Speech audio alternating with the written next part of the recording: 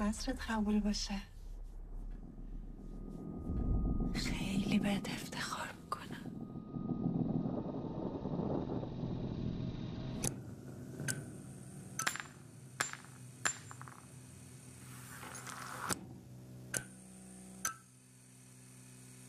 خب الانم که قاضی تحقیقات شده این خطرها هست دیگه. گفتم شرایط زندگی ما عوض شده، باید خیلی مراقب باشیم. اینو بهم دادن برای حفاظت شخصی. برای چی؟ حفاظت از خودمون. الان از تو چیزی خواستم؟ ناحقه. تو نت در اومده مشخصات باباست. آدرس خونه رو گذاشتم.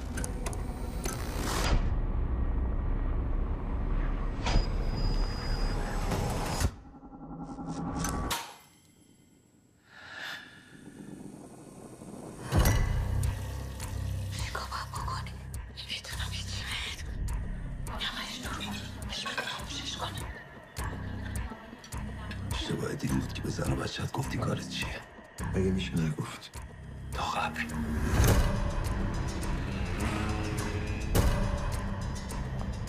رضوان کجایی؟ چی شده؟ نگرانی خانوادت بفهمن چی کاره ای؟ من از هیچ کس نمیترسم.